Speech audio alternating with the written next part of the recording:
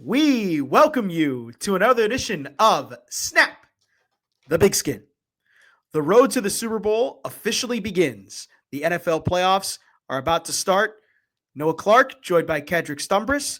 We got a great show for you today. We're going to talk a little bit about what happened in Week 18 and some teams that made the postseason, some teams that just missed the postseason. And then we're going to jump into a lot of what this show is going to be about, the NFL playoffs with the AFC and the NFC. And we'll still bringing home the bacon and our pigskin picks. Kedrick, it's good to see your face. Happy playoff time. We're finally here. We're here. Playoffs are here. Let's go. There you go. Now you finally brought a little bit of energy there at the very end. This is good. This is exciting. I am looking forward to the playoffs. I think this is maybe the most wide open NFL playoff we've had in like the Chiefs dynasty era, maybe. If I'm trying to delineate a certain point in time, this is going to be a lot of fun. I'm really looking forward to it. Really, like the whole field, like anybody could win in both the AFC and the NFC. No, absolutely Okay. not. But I know we're going to get into that later in the show. Yes, and we'll save that for later. But let's get into our drive of the week here. Let's start with first down. We recap Week 18. We start with the Cincinnati Bengals.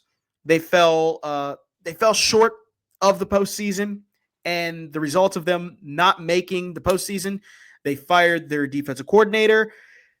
Now there's going to be a new one. Into the sun, I hope. Yeah. Fired him all the way into the sun, into the next Mars. galaxy over. I mean, the defense was bad for Cincinnati. And keep in mind, they had been really good. They had been decent 2 years prior, leading up to 2024. This year, it was an absolute dumpster fire this year. They really struggled on all ends of the defensive side of the football. And it costs them dearly. It costs them a chance to go back to the playoffs again, a spot where they had been, a lot of times in the Joe Burrow era. Joe Burrow, since being the quarterback for the Cincinnati Bengals, he's only missed the playoffs once in his career, and it's this year. He had the season-ending injury last year in 2023 and the season-ending injury in 2020. So he really hasn't got, he really didn't get a chance to go into those kind of runs. But back to the Bengals on the defensive side, like it was a good run for them. I mean, they put up kind of a fight at the end. The problem is going to be now going into this offseason, they have a lot of question marks that need to be answered. The wide receivers for the Cincinnati Bengals with T. Higgins and Jamar Chase. But now adding on to their plate is going to be the defensive coordinator position in Cincinnati. Yeah. T. Higgins, hope you enjoyed your time in Cincinnati because it is over. That's done there. I am shocked. This is the team that I picked to win the AFC North. Noah picked this team before the season to miss the playoffs entirely. Congratulations on Noah. He had that one spot on. But this is a team with some serious needs, particularly defensively. And I just they lucked into a Super Bowl run despite not having an offensive line. They had to patchwork a team together. Made some playoffs, had some other early exits, and now they're back out again and not in a very good spot, despite having a very, very highly paid, very talented quarterback. And as much as I know that this focus here should be on the Bengals, I would like to harp on again, like I have in the past. I think this is a cautionary tale for Houston Texans fans. Mm-hmm. I think that this right here, we could be right here 3 years from now, looking at the same exact scenario for a Houston Texans team, which had albeit not a Super Bowl run, with CJ Stroud in year one. Had an excellent run with an excellent quarterback. They all of a sudden found themselves in contention. And remember, we had the great CJ Stroud, Jordan Love debate, which looks entirely silly in hindsight.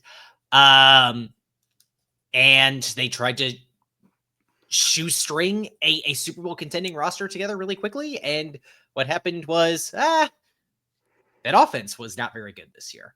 Not exactly what happened in Cincinnati, but like if you aren't able to build up to being a contender, yeah, you have to make all the right moves all at once, or it just doesn't work. It's kind of the opposite of what we're seeing with the Packers. Is that they took a jump this year, couple more wins. They're still in the 7th seed, but just because they appeared a year ahead of schedule last year, they didn't derail their plans coming into this coming into this season. They had 2 really big free agent signings in Xavier McKinney and in Josh Jacobs, but those were positions of need already, even before they knew they were going to be something of a contender heading into this season. They didn't go out and spend a bunch of money on wide receivers that they didn't need to do, like the Texans did, for example. They didn't have to. The Packers were a little bit lucky in that they already had an existing offensive line that I still think took a little bit of a step back this year. But that wasn't something that they had to build from the ground up like they had to do for Joe Burrow in Cincinnati, and still need to do for Joe Burrow in Cincinnati. Yeah. But that's the thing. This is a problem. I also think this is a tale about why you don't commit a whole bunch of capital to wide receivers. And fortunately, with T. Higgins, it seems like the Bengals are learning that lesson. I'm interested to see what happens for them next. I think I would be surprised to see them win the AFC North next year. I think that is probably the Ravens' division to lose. I know that's not anything close to a hot take after this season. But it's not a team with a ton of cap space. They need to figure it out. I think it's going to be a really hard offseason for the Bengals. It's going to be a tough one, and especially with the issue of the wide receiver room. They could potentially have a whole new wide receiver room by the time the 2025 season starts, just simply because of the draft and simply because of free agency. It's tough for me to see the Bengals the way the season ended for him, especially for Joe Burrow. I mean, Joe Burrow, if there is one bright spot about this Bengals team, it's Joe Burrow.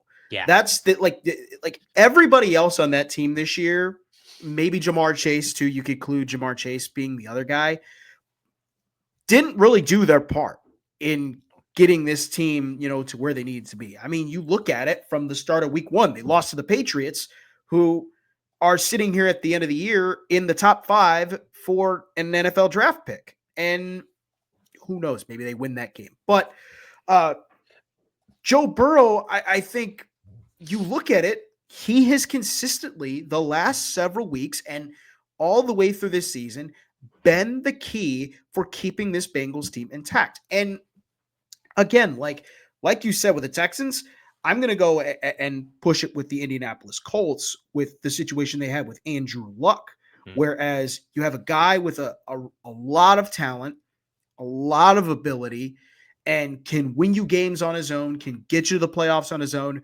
but the team overall around him has nothing to work with. And this is an issue with Cincinnati that I think they're going to have this coming season in 2025. They're going to have maybe for the next few seasons for years to come, because they frankly, like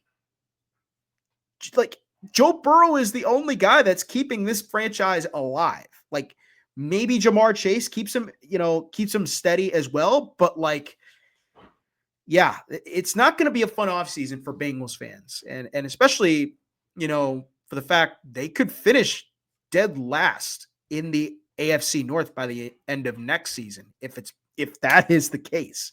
But again, we're pushing too far down the road here as well. Yeah, they're a really interesting case, because it's not.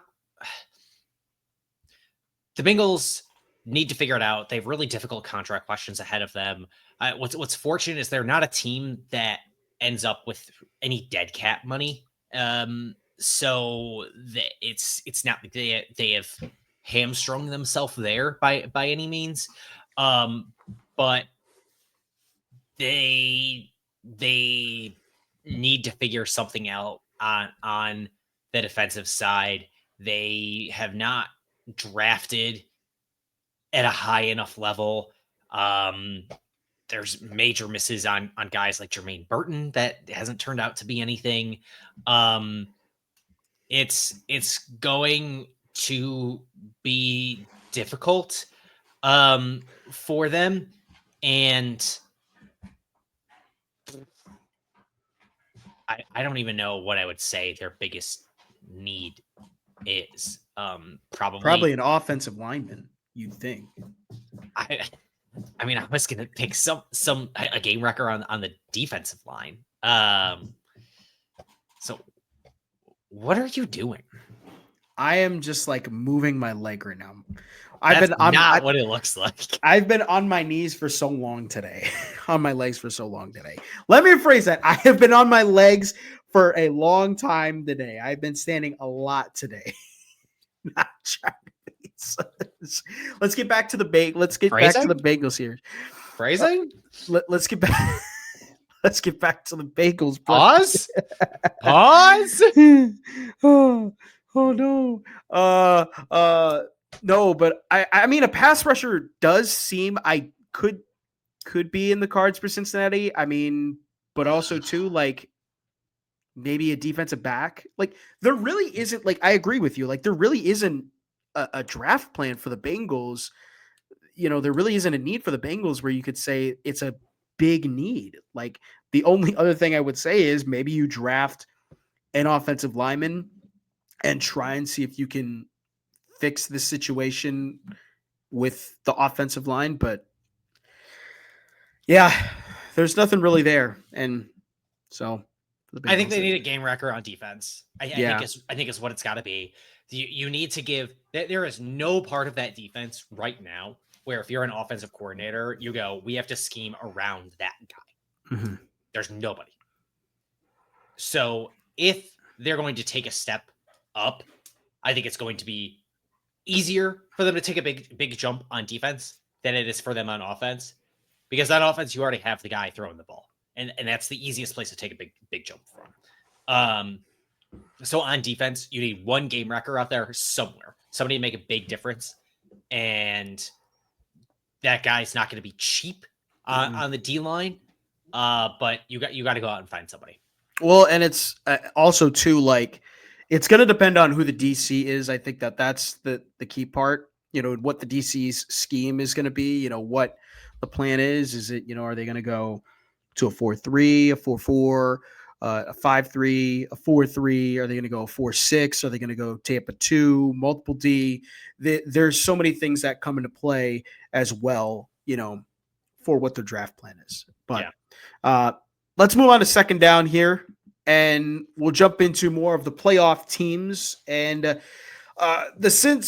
with the Tampa Bay Buccaneers, Tampa Bay makes it to the playoffs after just a wild finish in the NFC South. The Bucs clinch the playoffs and win the NFC South with Baker Mayfield's late game heroics over the New Orleans Saints.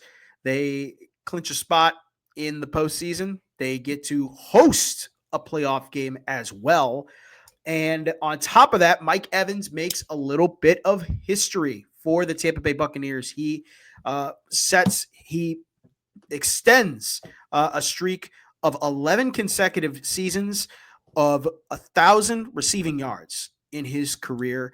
The only other person that has more is Jerry Rice. He tied that record at 11. And good stuff for Mike Evans. He's a future Hall of Famer. But for the Bucs, I will. Kedrick, you texted me this earlier in the week about the Tampa Bay Bucs. If the Vikings get into if whoever wins Lions and Vikings gets to the playoffs and they have to play the Rams or the Bucs, expect the first round bounce. Tampa Bay, however, is not going to play one of those two teams at least just yet, but the Bucs are a team that look pretty good, and especially with that offense. All right. we spent all that time last week assuming that Sean McVay was actually going to freaking play week 18. Yeah. And then he just didn't. And the Rams just decided to punt on week 18. I know that's not what this segment's supposed to be about. That's what this segment is now about. I am hijacking this. The Rams needed to win to secure the 3 seed.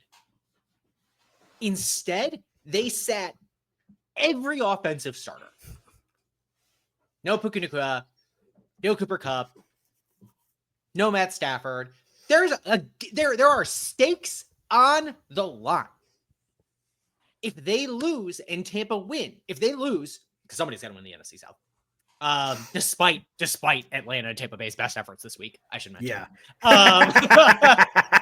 God damn it. Yeah, so much for me being the NFC South defender last week. What an idiot. There are stakes on the line, and the Rams, by losing that game, then have to host the 14-win Vikings or Lions. I understand that the Rams beat the Vikings once already this season. You want to try to beat a 14-win team twice in a season? Good luck. I also understand that, like, Matt Stafford is kind of a skeleton. And, you know, maybe just getting that rest is good. But that game didn't mean nothing. That game didn't mean nothing. The Packers started and played their starters at the beginning of that game against the Bears because that game didn't mean nothing to the Packers. Noah, you and I were having a conversation before the show about the limits on the importance of the regular season in college football these days. Yeah. Has the NFL regular season and playoff gotten too big that we have now minimized the importance of all 18 games all 17 games in the regular season too much now? Because now the Rams are just punting on a game in week 18. What are we doing here? It really is hilarious. It really is hilarious because now the Rams probably going to get bounced by the Vikings on the road at home in their own building. And like I agree with you. Like, I mean, like, especially too for Green Bay, I don't even know what that was on Sunday. Green Bay decided to play like Josh Jacobs, for example. They gave him one drive and then he came out and then the Bears scored and then they gave him another drive. Or they gave him the rest of that quarter, and then Jordan Love played. The Packers played it weird. Yeah, that was not a Packers defending take by any means because what the Packers did this week was far from perfect. Stupid, but like they at least appeared as an organization to understand that there were stakes on the line in that game. It's the Bears. You cannot lose. You can't lose to the Bears. Well, but and they did. Yeah, which they did. But for the Rams, I do agree. I don't understand Sean McVay's logic with that because it's like, you are still, my man, you're still playing for something. You're playing for seeding. And now, because of that, you have to play a 14-win team. I know, yes, you beat them earlier the year on Thursday Night Football. But like, keep in mind, that was Thursday Night Football. Nobody is good on Thursday Night Football. This is a Sunday game. My man, or Monday, actually phrases, this is a Monday game too. Like Sean McVay may have screwed his team into just being like, let's rest our guys for the last week. You know, we're playing the Geno Smith Seahawks. It doesn't matter, you know, and yeah, it might be their own hubris. Lose. And I wish this would happen regardless, because I think the process was bad. And I don't think that deciding whether or not to rip the process should be contingent upon the result. Yeah. But if they lose to the Vikings next week, I hope we get an entire news cycle dedicated to ripping them and asking, wouldn't you have rather played the Commanders? Particularly if the Commanders lose. Exactly. And now the Bucks are going to play. You're telling me there's no difference there? There's no difference? Because Big difference. That's the only thing sitting everybody in that game means, if you're Sean McVay, is you think there is no difference between playing the Vikings and playing the Commanders. Yeah. There's no, I mean, to win the freaking games. This isn't the NBA, the National Football League. Tell them, preach. But Unreal. and now Tampa, because of that, they get to play the Commanders. I think that the Commanders might get absolutely stomped. In the post. Yeah. They might get stomped. Tampa might run them out of the building. And the Rams now are the Rams might get stopped too here. Let's keep that in mind. The Rams might also get stopped here in this postseason game. That's a preview for, and we'll talk more about that. But let's talk about the Bucs for a second. Here. But yes, but Tampa, a team neither you or I had making the playoffs.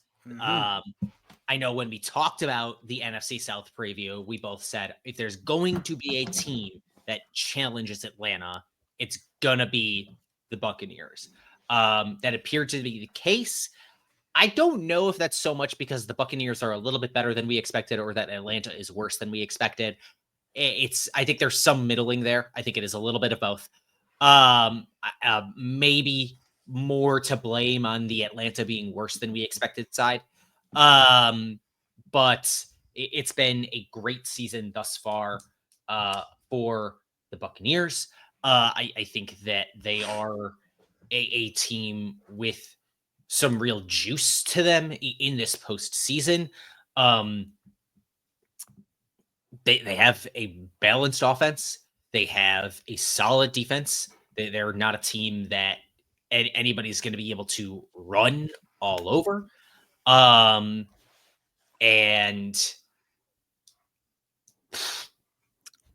I think maybe a different team would have really, really, really struggled in this matchup against them. This matchup against the Commanders is interesting to me because, look, I think there's a chance maybe Jane Daniels puts together a really impressive performance through the air and on his legs. But I think largely that's what it's going to take, is a kind of heroic performance by Washington's quarterback on his own. Meanwhile, the Bucs are relatively balanced. I can kind of wipe the slate away from the Atlanta game. Week 18 games are weird, particularly when entering or just emptying the playbook. They got nothing else available, and you just say screw it. So I'm willing to give a little bit of a mulligan there. But this Bucs team is one that I don't think anybody really wants to see in the divisional round. You're 100% right. I mean, the thing that the Bucs have with a lot of these other teams is they have a little bit of that physicality. The difference, I think, too, is they don't go mostly off their run game. They go more in their pass game. You look at it with Liam Cohen. But also they posted a franchise best yards per carry this season. So, and if you're Detroit, you also don't want to have to meet. I feel like if you're Detroit and you're a Lions fan, that's the one team you do not want to see. And we'll get into that for fourth down later on. But the thing about the NFC South, I think, was the issue this year was Atlanta. They just kind of shot themselves in the foot at the end of the season. They snowballed themselves out of control. They should have started. Maybe at the end of last season, man. Or they never knew what they wanted to do at quarterback. I know, and that's the problem. Is this time last year they didn't know what they wanted to do at quarterback, and this time this year they don't know what they want to do at quarterback. Wow. I mean, because figure it out. They need to figure it out, but it's with Kirk Cousins, I think Kirk Cousins could have only got them as far as they could go, and I think he could have got them. He should have at least played 6 games before you had that conversation of starting Michael Penix. I mean, because we talked about it. We talked about it with 4 games left in the season. You're putting a rookie quarterback in to see if he can try and get your team to the playoffs. My man, that's not a good situation to start your rookie quarterback out in. And and they still ended up losing. And I remember they lost to the Panthers in their last game of the season. Like it just, the Falcons this year they just baffled me. There were so many question marks about this team when they came into this year. And at the end of this year, there's still question marks about this team. And the Bucs just seemed more solid. They seemed more solid this year. Their passing game was really good. Their defense was solid. Their running game was much improved. Yeah. And look, I think they're going to tear up the Commanders because the Commanders absolutely do not have a defense. And this is a historically prolific offense. Via The Athletic, the Tampa Bay Buccaneers are the only offense since at least the turn of the millennium to meet or exceed 28 points per game, 6 yards per play, 65% red zone touchdown rate, and a 50% third down conversion rate. This team fires on all cylinders. It scores at a high clip. They convert when they need to. Incredible success rate. This is a really prolific offense, one that just posted franchise records all over the place, like for completion percentage, yards per rush, all over. Keeping in mind that Tom Brady quarterbacked this team, right? Not that long ago, and now this is the team that has won the NFC South 4 years running. It's a really good offense, and really good offense, a solid defense that can make teams one-dimensional, and that makes them a dangerous team. But we'll get into that on fourth down. And give a hat off to Liam Cohen this year for the job that he's done. Yeah, I mean they had to replace Dave Canales with Liam Cohen, and he's been phenomenal. I mean, like you think that there'd be a drop off. Hasn't been a drop off. There's actually been a big improvement. So, moving on to third down, do we have our winner in the NFC North?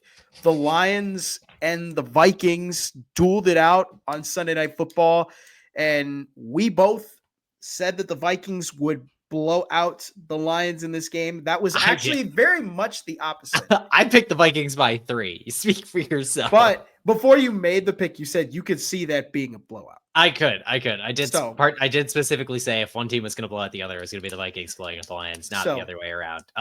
You did save your best work up for the very last game of the season.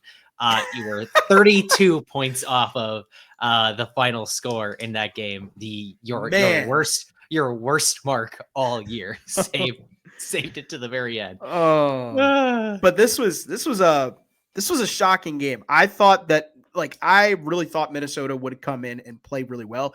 That was not the case. They actually played really poorly, and specifically on the offensive side. Sam Darnold looked like the Sam Darnold we saw in New York and in Carolina. He did not look good at all. And for a Lions defense that has a plethora of players out on injured reserve on the defensive side, man, give Aaron Glenn his flowers, because he came up with a really good game plan and shut the Vikings down in a big way to win the division. Yeah. When Noah asked me who I think should win the slab of bacon this week, Aaron Glenn. My first response was Aaron Glenn. I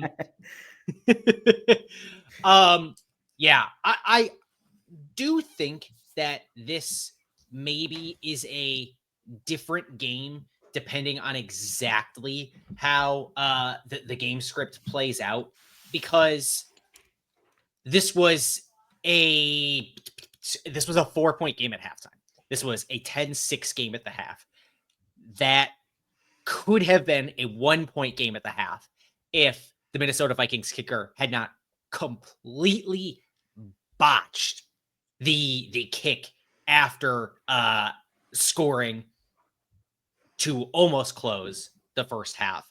The Vikings kicker kicking it out of bounds and giving the Lions just needing to get one complete pass in order to kick another field goal to open that lead up a little bit from 1 to 4 points.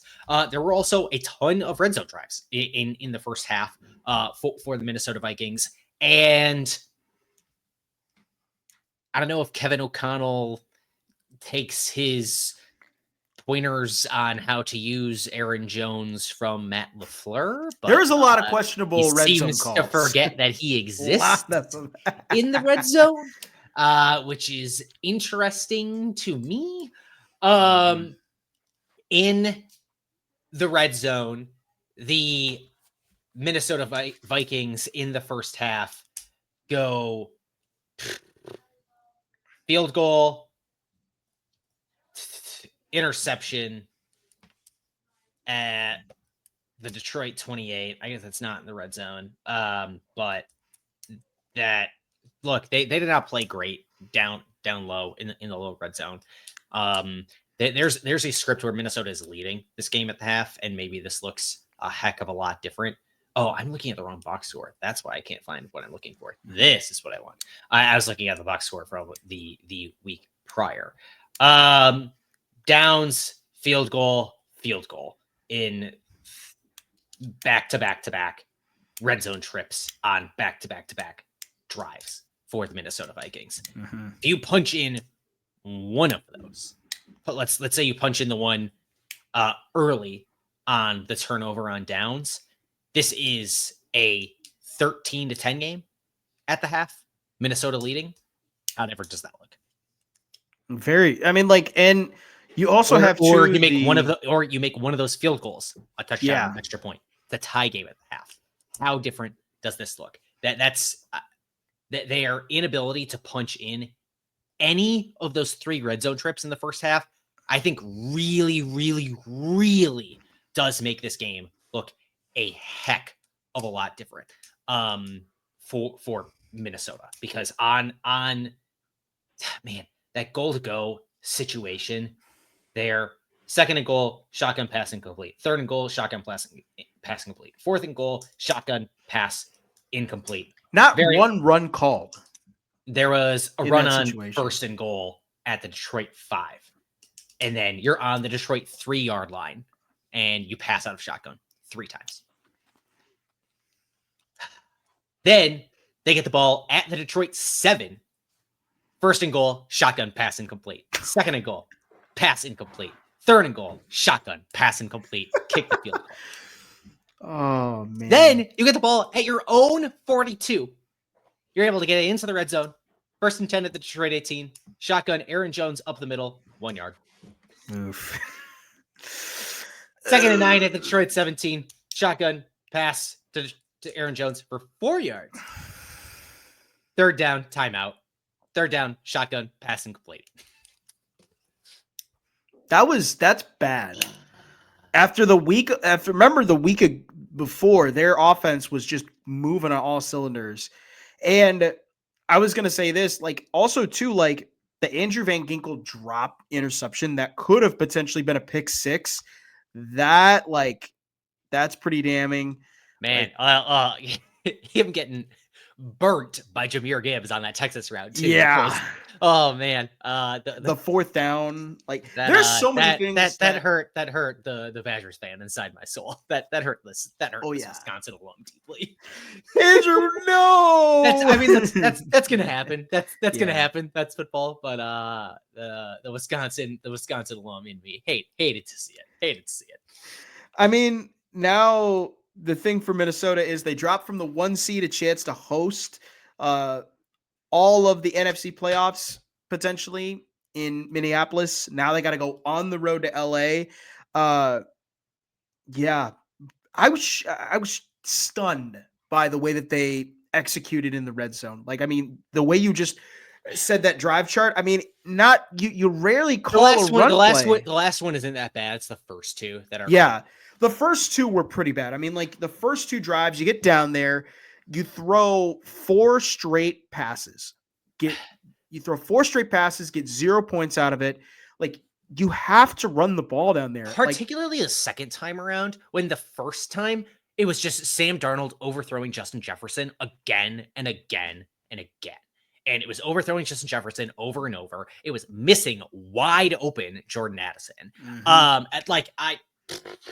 And not just missing as in the throw missing, but as in Sam Darnold has his entire body turned toward a wide open Jordan Addison. He goes wide open. Actually, it was on a I'm flat. going to turn back the other direction and overthrow Justin Jefferson instead. What? That was bad.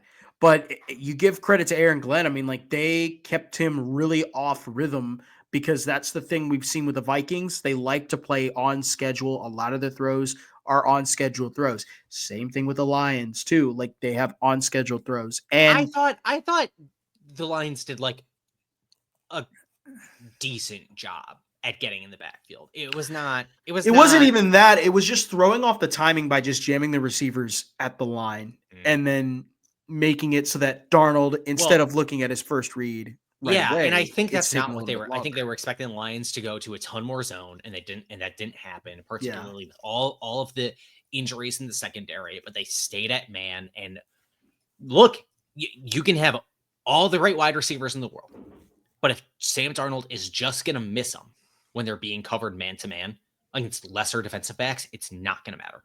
Right. And at the end of the day, this is still a Minnesota Vikings team quarterbacked by Sam Darnold. That's what we saw. But hey, Sam Darnold can only take him as far as they can. So let's jump into fourth down here.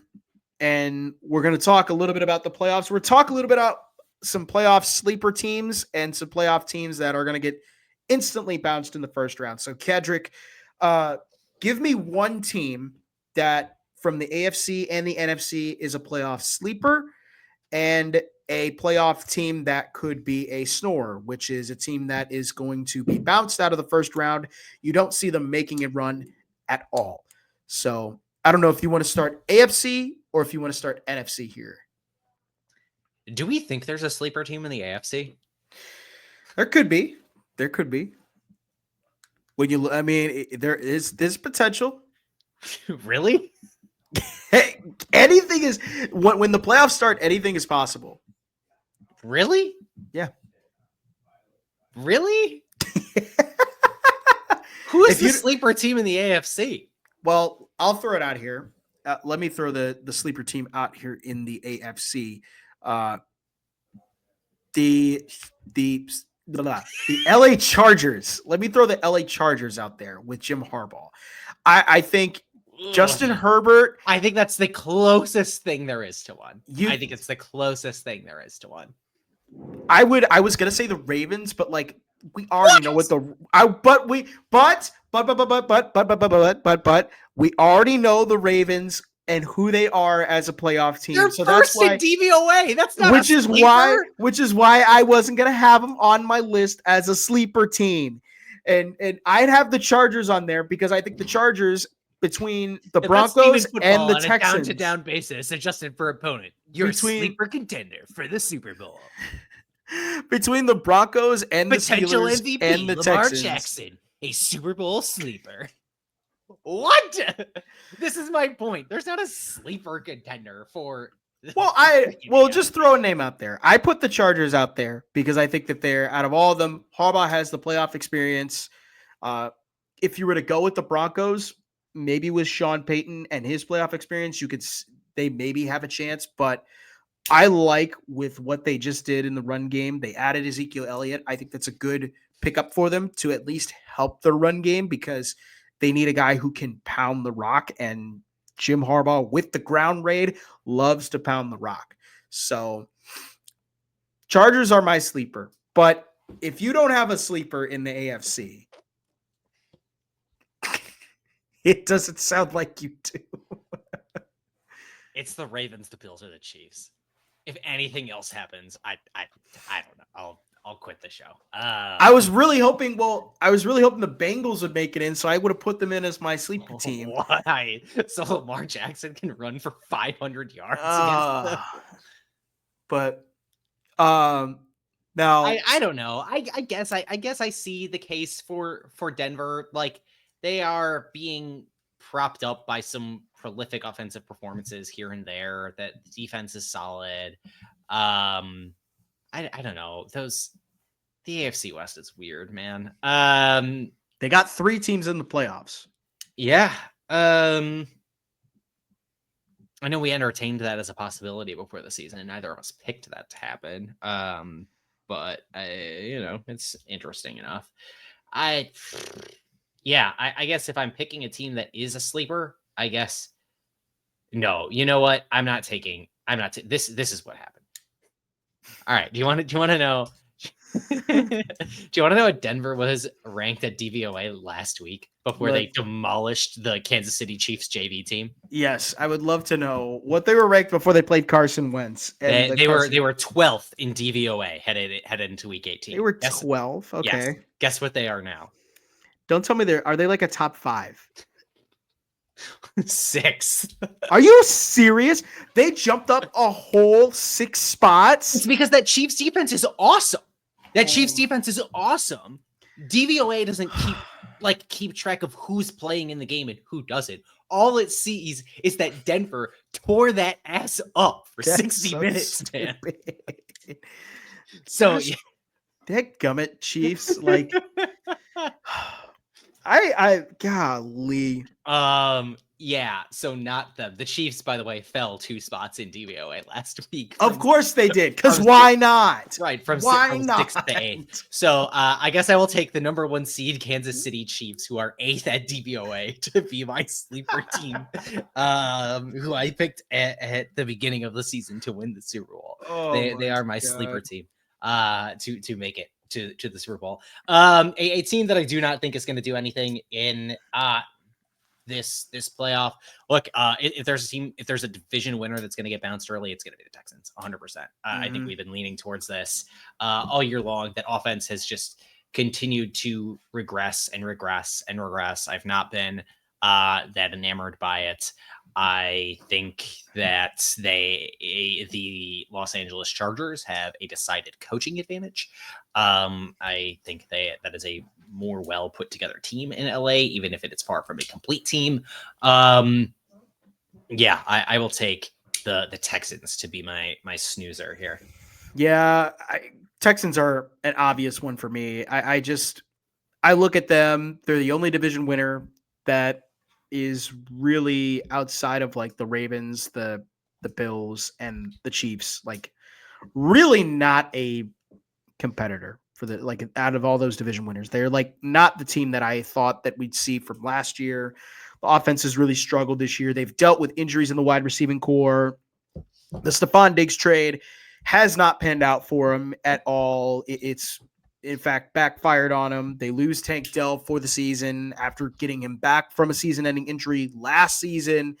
Now here we are sitting at it. CJ Stroud has regressed a lot this year.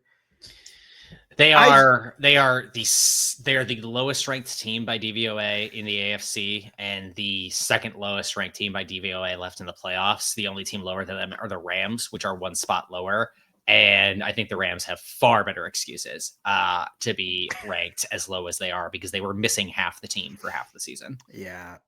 Texans are my snore. I don't think they make it in. The NFC now. I'm curious. The NFC is very interesting because there's a lot of teams that could be that are sleepers potentially. There's a lot of teams that also could be snores. Who do you got, Kedrick, for your sleeper here? I mean, there's a lot that could be thrown out here for a sleeper team.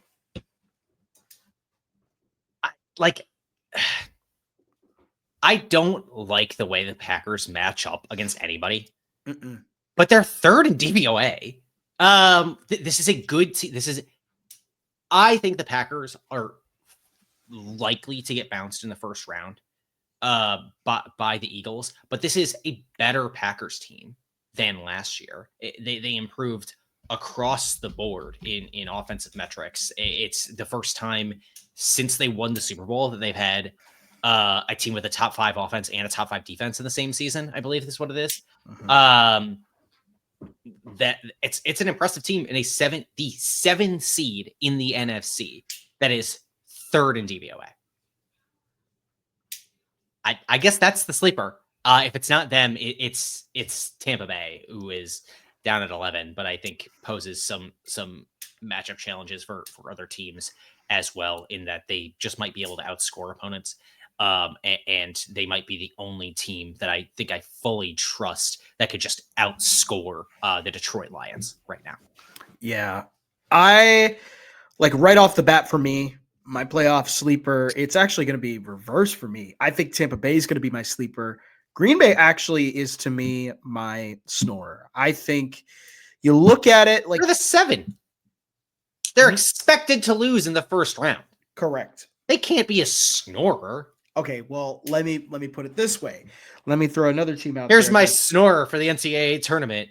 UMBC. Congrats. Well, let me throw out another. I'll throw out another snorer here. The Minnesota Vikings. I might throw them out there because because I look at Minnesota. I have I've bounced around with Minnesota back and forth. I've said, they're either one of the best teams because they look like a complete team, or they look like a team that still is playing like they have been since 2022. They play these close games. They win these close games. Their offense does enough for them to win.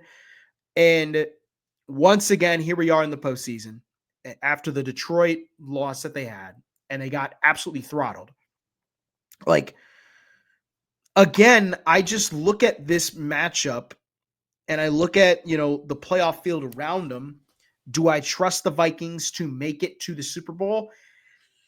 I'm going to be honest and say no, because I just don't think that they have shown enough this year on the offensive side of the ball to really say, we can go out here and we can compete with some of these playoff teams. Like, Detroit was probably their best matchup, and they lost brutally and they lost in both of those matchups. Mm-hmm. And the defense, I think with Brian Flores, has done a great job, but like, defense can only get you so far in games. So I think that's my snore. Tampa Bay is going to be my sleeper. I think the Bucs are really, really cooking right now. I think with Baker Mayfield in that offense, they're throwing the ball really well. They're running the ball really well. Their defense, I said this with their defense, very physical on the defensive side. That has been the mantra of the Bucs for so many years, is just physical defensive play. And with Todd Bowles as the head coach there, that's what they're going to do. That's their identity. But yeah, Tampa Bay's my sleeper. My snore, I think, is going to be Minnesota. I just don't see it. I don't see There's it. definitely recency bias like baked into this, but and this is not knowing ball anything. This is just vibes. Are they going to get off the mat? Like, who, Minnesota? That's such an emotional letdown. Yeah, and I mean, like, after like the way that they had been playing, like they had won 9 straight to only lose that last game. Like, that's, I agree with you. Like, I think that could really set in too. But now the other thing is the Rams rested their starters. So like the Rams could come out with some rust here in this game. Like, that's very possible. That's very, very, very possible. But I don't know. Moving on. We gotta wrap this up. We got less than 10 minutes left here. Get to bring home the bacon. Talk about Mr. Aaron Rodgers. Had what potentially could be his last game of his NFL career. 23 for 36, 276 yards, 4 touchdown passes, and a win over the Dolphins in his potential last NFL game. I threw your name in there because I know you are ecstatic that he might be done playing football. I sent you this nominee as a joke. Well, I couldn't think of anything else. Couldn't think of anything else. I think I sent you 3 suggestions. I did want to put Aaron Glenn, but I was like, could we put him in? Like, is coaches allowed to be put in? They could be allowed to be put in. Who makes the rules? Could be allowed to put in, actually, because you said Jahmyr Gibbs and then went with Aaron Rodgers. I did. Oh, yeah. Which, by the way, I had to turn that game off. I was watching that game for a while, and I had to turn it off because I could not handle you can look up who's on the call yourself. I'm not gonna put anybody on blast. It's Joe Davis I'm and not Greg Olson. I'm not I said you can look it up yourself. Could not handle the is this, maybe he's done, and there's the Jets, they're gonna hire a coach. There was nothing interesting being said on that. Nothing interesting being said. It's also the Jets too. The Jets kind of suck. Like, let's be fair. The Jets suck.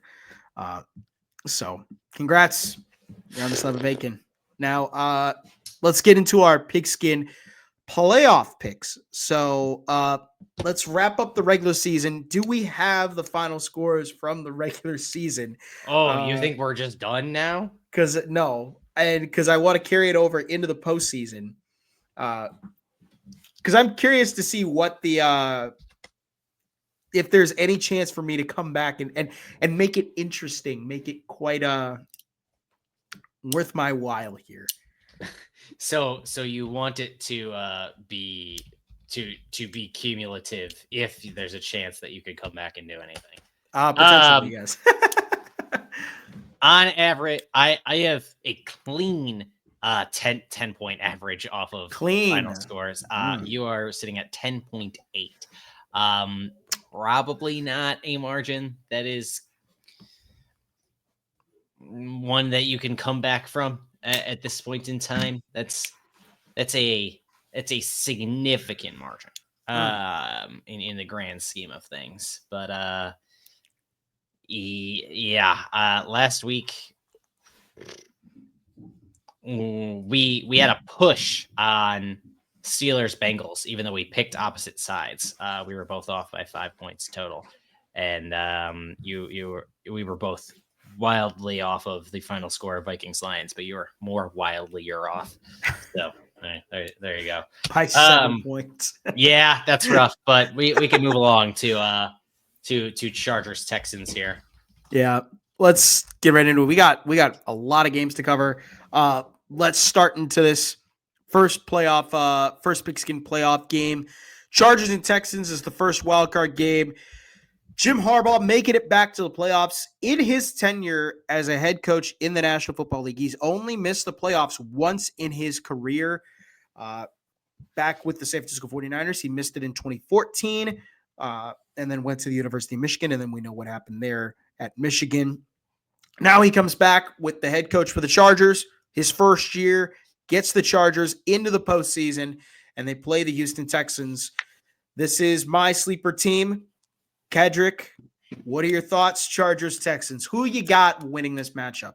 Yeah, both these teams have pretty solid defenses, but the Chargers offense is a full step ahead of what the Texans have been this year. I do not have a lot of faith in the Houston Texans in this playoff. I'm sure we are going to end up picking these teams being about the same. I also don't think the Texans have gotten better throughout the year on offense. I think they've probably gotten worse. I think they've probably also taken a step back defensively throughout the year compared to the beginning of the season. I am going to take the Chargers here. I will take the Chargers by 6. Yeah, give me Chargers by 7. I think that the add of Ezekiel Elliott could really boost the run game, depending on if J.K. Dobbins is healthy. That's the other big thing. I don't know if J.K. Dobbins is going to be healthy or not by the time the postseason starts. But Justin Herbert, I think, has to exercise some playoff demons, and he has to finally get the Chargers past the first round of the playoffs. Last time he was here, it ended in disaster for him in the postseason. He let the Jaguars come back and end the Chargers season. So he has to exercise some demons. I think he will. Give me Chargers by 7 to win this game against the Texans. So, all right. Number 2. It is insane, by the way, that's just a thing that teams can do. It's like colluding to win your fantasy football championship with all the eliminated teams. Yeah. The Cowboys can just cut Zeke, and then he can go and sign with another team that's in the playoffs. What? Mm-hmm. You're telling me that isn't a roster construction loophole that can be closed here.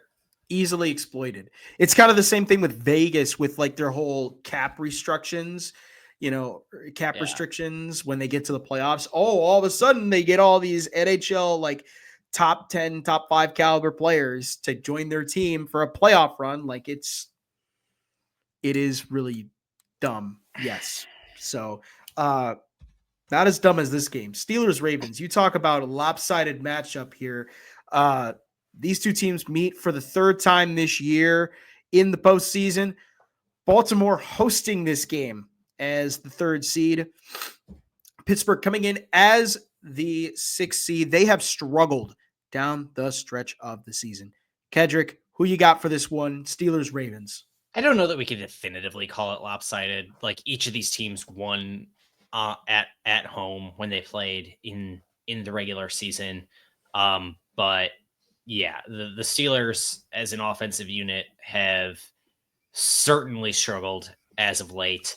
They have not cracked 20 points in their last 4 games. Their maximum offensive output has been 17 points. They got doubled up by the Eagles. They got doubled up by the Ravens. They got almost tripled up by the Chiefs. It's been a slog, and I just don't see it. The Ravens defense, I think, is good enough here to put it in a tier kind of unto its own, maybe in the AFC, if you really wanted to have an argument, where they're probably the most balanced team on both sides of the ball in the AFC, maybe in the playoffs overall. Weird year for Pittsburgh. They got to figure out what to do at quarterback. This has been a problem pre-Roethlisberger retirement by this point in time. At this point in time, it's been, a decade of subpar quarterback play in Pittsburgh? Basically. And that Mike Tomlin kind of willing them into the playoffs, from what it seems. Ravens by 14. Yeah, give me Ravens by 10. Look, I've said this multiple times on this show. I think the Steelers, they've lost all their confidence. They've lost all the momentum. They were rolling really well, and then they had the Ravens game. Then they had the Eagles game. They just kind of have slowly kind of fallen apart as down the stretch of this year. I mean, they've lost, since since the Eagles game, they've lost 4 straight, and one of them was to the Bengals, and that team didn't even make the playoffs. And they lost, badly to to 3 out of the 4 teams. Like they were by a score at least of 8 points or more. To me, I think Pittsburgh, they need to figure out their quarterback situation. Another thing too is they need to figure out their offensive situation. I don't think you can go with Arthur Smith as your offensive coordinator for the foreseeable future. I mean, like they need somebody who can come in and make this offense dynamic. I mean, you look at with what Tampa Bay did, they made their offense a little bit more dynamic and they made it to where they're throwing the ball more, they're running the ball, more. Pittsburgh, we've seen it with Pittsburgh. They're kind of, okay, we're going to run the ball with Najee Harris. We're going to run it with Jaylen Warren. And then we're going to set up the play action. And we don't have the quarterback to set up that play action. And, now we're screwed. So give me Ravens by 10 in this one. I just do not see this game being close at all. And which brings us to our last AFC wildcard game. The Broncos and the Bills, the 2 seed versus the 7 seed. Only 7 seed to win a playoff game was the Green Bay Packers last year. Kedrick was at that game, and he had the greatest time of his life.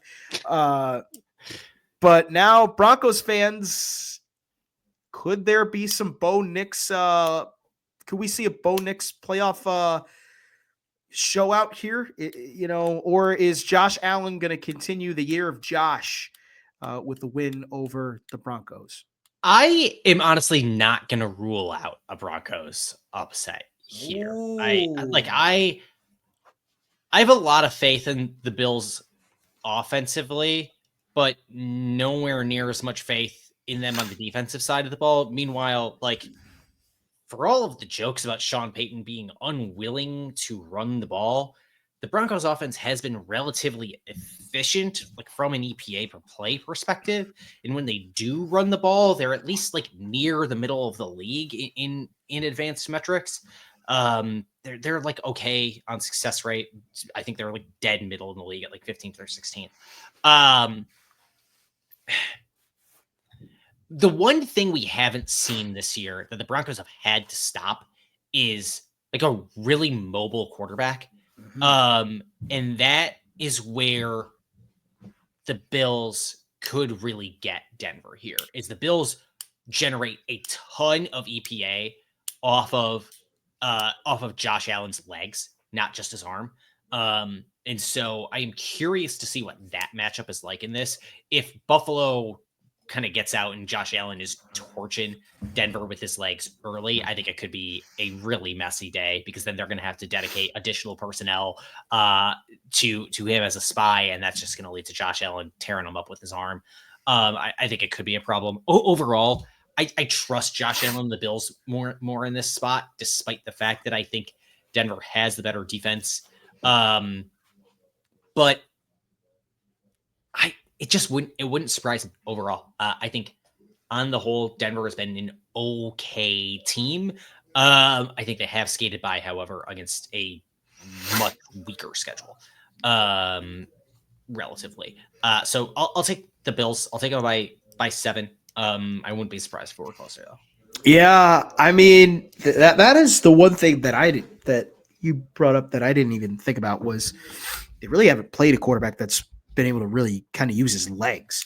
And Denver, I think this year, they really haven't been good at running the football, but man, they throw the living daylights out of that pigskin. They just, it to me could be a matchup where if they get in a hole early, Bo Nix is going to have to use his arm.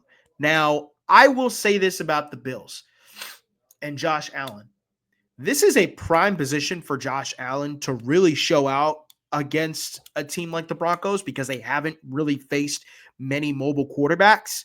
And I think he could have himself a big day. And I think that you look at it, you can't really contain Josh Allen. And if you do, he's just going to slice and dice you with his arm. And if that doesn't work, then you have the running game of Ray Davis and James Cook and Ty Johnson, and they're going to eat you alive. So give me Bills in this one. Give me Bills by 7 as well. I think Buffalo is going to make some mistakes that keeps this game relatively close. I think they're going to come in a bit rusty because they didn't play any of the starters last week, and I think it's going to be close. But give me Buffalo by 7 in this one over the Broncos. I am curious how much our impression of the Bills is inflated by them beating up on the AFC East this year. Bad AFC East. Yeah. Bad division. I'm very curious to see how much our impression of them is inflated. It is. Because I get that they have that win over the Chiefs, but like... And the Lions, too. Yeah. But I don't know. That Broncos defense has me at least asking the question. Yeah. Which you should be. And so now we jump into the NFC. Let's jump into our NFC picks here. We start with we jump from the 2 seed to the 7 seed to, once again, the 2 seed and the 7 seed for the second straight year. The Green Bay Packers are the 7th seed in the postseason. Last year, they beat the Dallas Cowboys to win and go on to the next round. This year, though, could be a little bit tougher. They've lost 2 straight. They're coming in now, losing Christian Watson to a season-ending injury. We pray that he gets better. And tearing your ACL in week 18, man, it's brutal. And what's even tougher about this is the last time the Packers played the Eagles, they lost, and they weren't even in the U.S. to do it. They were in Brazil.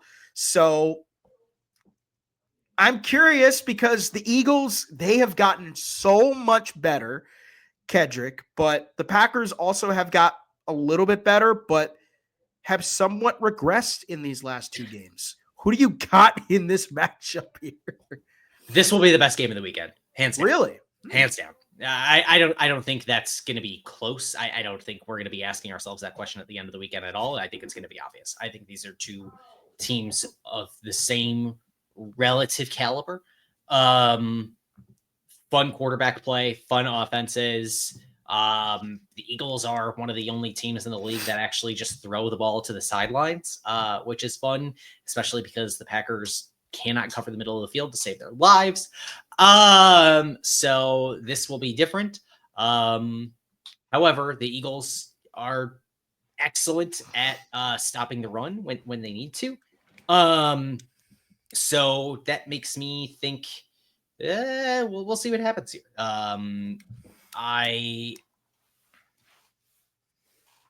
Eagles and Packers both stop the run.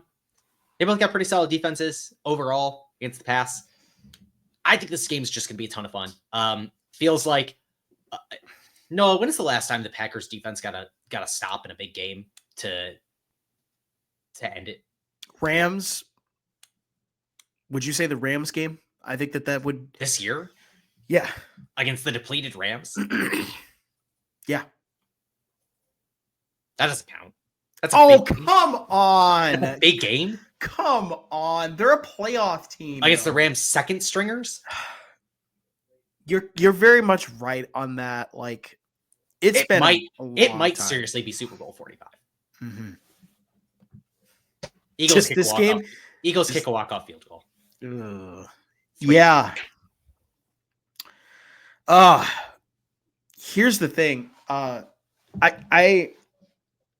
I think the Packers can keep this game close. I really do. I think the defense this year with Jeff Hafley has been such a revelation. They have been such a better defense than last year in terms of all categories. Most of them are in the single digits. Like there isn't a defensive statistic where they are in double-digit numbers.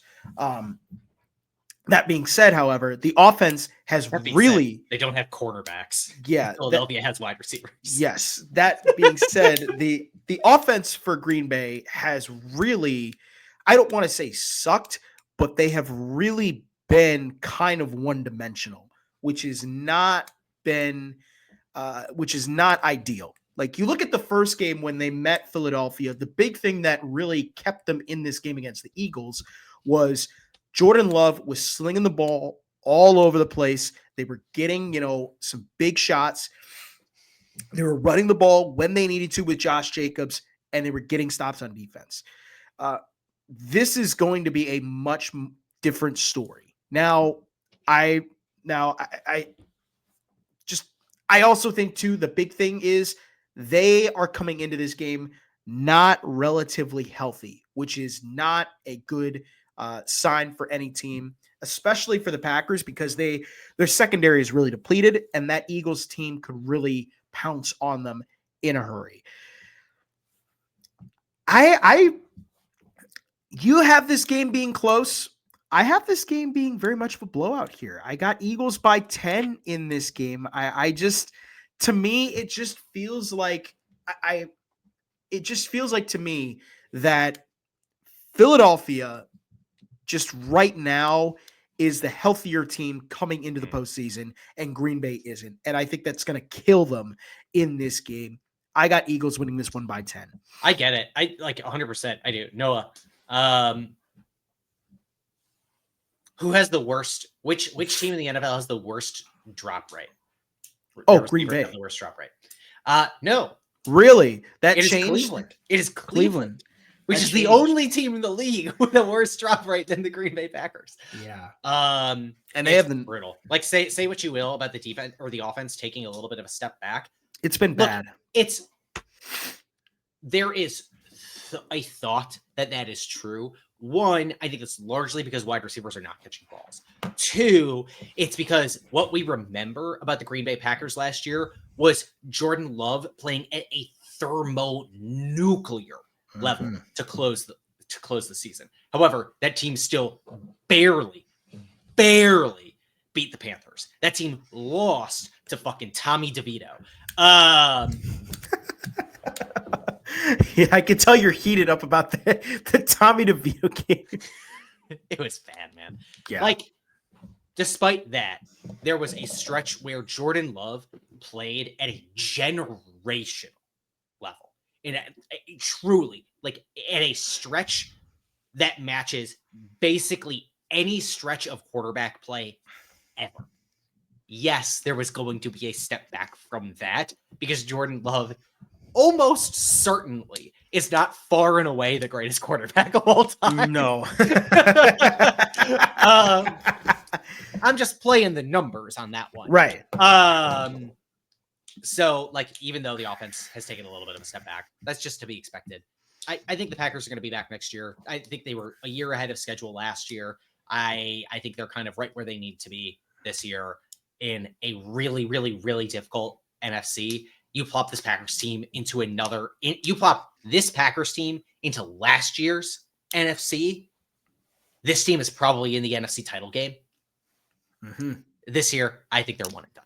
And I don't think I'm whatever about it. Yeah. I mean, it also doesn't help too that the injuries have really killed this roster because this is relatively a good team when they're healthy.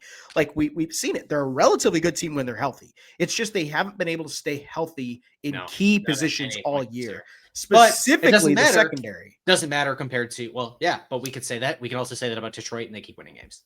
Yeah. And I'm not going to enjoy this game. But you know what I will enjoy? Hopefully our sleeper picks making it to the next round. The Tampa Bay Buccaneers against the Washington Commanders. Tampa Bay hosting the playoffs. They are the NFC South winner. The Commanders and Jaden Daniels, they've had a phenomenal year.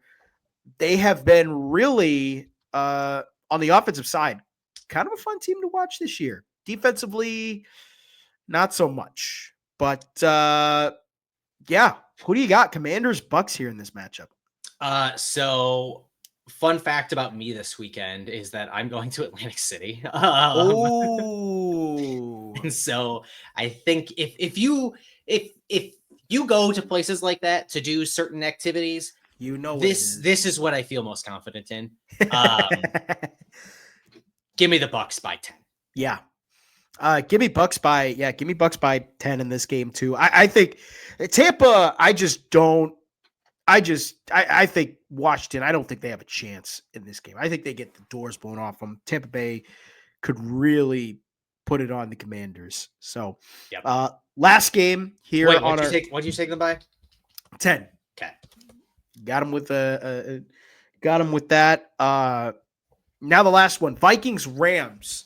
The consolation prize for the NFC North loser is they have to go on the road. Unfortunately, it's not the Tampa Bay Buccaneers, it's the LA Rams. And this is Yeah. I don't know really much more to say about this. This is pretty obvious of a pick here, Kedrick. Really? You think it is, or do you have something different? I would love to hear first what you think is so obvious. The Vikings, I think, could win this game because they already played them in the season, and it's tough to beat it's tough to beat the same team 2 times in a row. 14-win team could beat a wild card team. Well, this isn't a wild card team. Could beat the corpse of Matt Stafford? No way. I thought you were going to come out with an interesting take. No, it's pretty. It's simple as it gets. The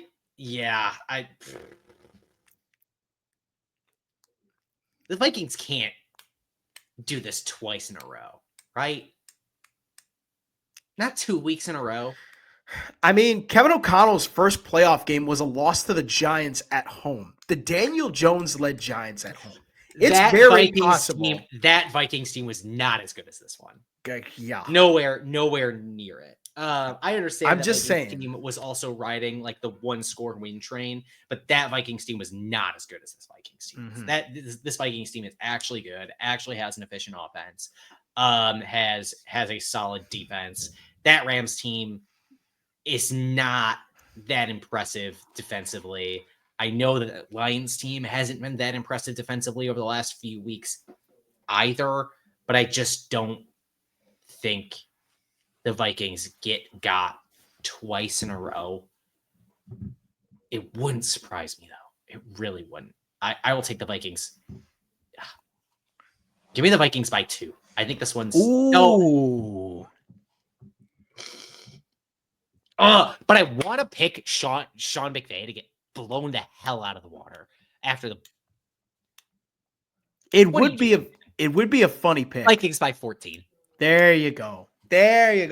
Bold pick, my man. Give me Vikings by 7. I think they'll win this game. They've won these games close all year, and I don't think the Rams are going to be able to cover Justin Jefferson in this game. That is going to be the issue. I think the Rams, what they can do it to their best, what the best thing they will do is be able to control the clock, keep the ball on their side, keep the ball in Stafford's hands as much as possible, slow this offense down for Minnesota. That's the only thing you can do. And I think they do it better than any other team in the league with Kyren Williams and Blake Corum. I was going to say Blake Corum, but he actually got put on season-ending IR, so he's not going to be available. But this is going to be close. It's another one of those Minnesota games where it's going to be close. Give me Vikings by 7 in this one. I don't actually think the Vikings will win this by 14, but I hate what Sean McVay did last week so much. Because you wanted to see the Bucs beat the Vikings. This is a wish casting pick more than anything. It's not even that. It's just, what is this load management crap? Like, come on, man. Give me a freaking break. I've never heard of load management in the NFL. Yeah, that's my point. So there are stakes on the line, and you just punt on the game. Good Lord. They should get on him about that. Hopefully the LA media does. But if they don't, then you can listen to our podcast and have Kedrick talk about it. Yeah. On YouTube at Snap the Pigskin, or listen wherever you get podcasts, Spotify, Amazon Music, Apple Podcasts, etc. Feel free to listen to Kedrick's podcast too. The Sconnie Six Pack does some great stuff over there as well. And with that, I'm Noah Clark, joined by Kedrick Stumbris. This has been another edition of Snap the Pigskin.